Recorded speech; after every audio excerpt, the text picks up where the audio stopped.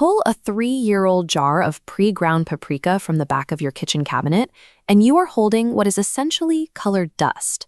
The compounds that create flavor have long since evaporated. This lack of utility ignores the massive labor required to produce these ingredients.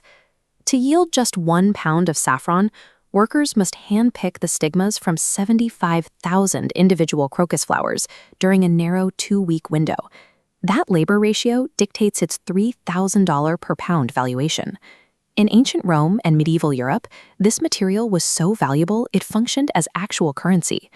A pound of cinnamon cost a Roman laborer more than a year's wages, and landlords across Europe accepted rent paid in peppercorns. We have access to the exact ingredients that represented ultimate wealth for most of human history, but we often treat them like cheap dirt, adding stale teaspoons to a pot without understanding the instructions. In 1492, Christopher Columbus sailed west to bypass Phoenician and Arab spice monopolies, aiming for a direct route to the black pepper markets of the East. Controlling the flow of pepper and cinnamon into Europe generated the astronomical wealth that funded these maritime empires, building the ornate marble foundations of Venice. The Dutch East India Company reached a valuation of roughly $8.3 trillion in today's dollars, wealthy enough to trade the island of Manhattan to the British in exchange for a single nutmeg-producing island in Indonesia. The pursuit of these ingredients established the first multinational corporations and global shipping lanes. There is a profound historical irony in the fact that the very items that birthed the global economy are now the ones we use with the least precision.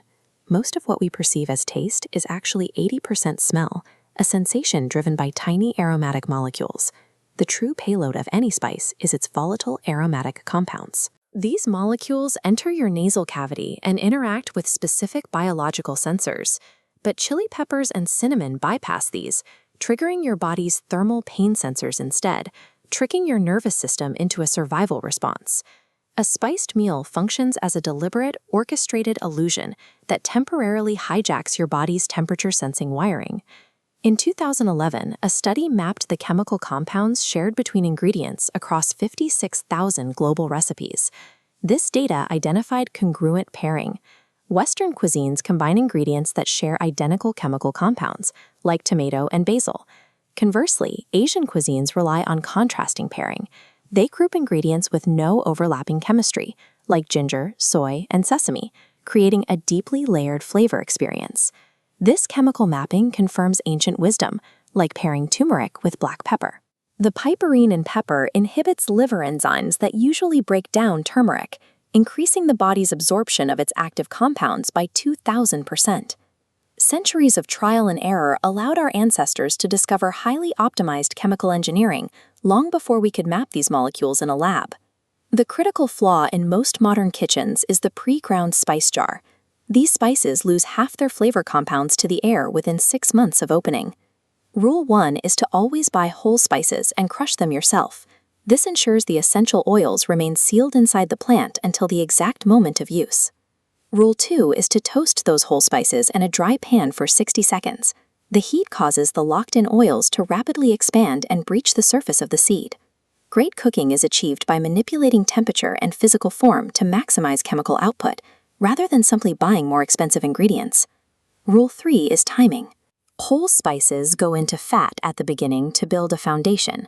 Ground spices are added to liquids in the middle of the process to bloom and integrate. Delicate finishing spices, like za'atar, must be added at the very end. Their aromas are highly volatile and will evaporate if exposed to prolonged heat. Foundational blends, like the Indian Golden Trio or the Thai Holy Trinity, act as essential blueprints, providing a consistent framework for navigating the flavor profiles of an entire continent. Standing at the stove today is an act of chemical engineering, a small-scale repetition of the same reactions that influenced human biology and dictated the paths of empires for 4,000 years.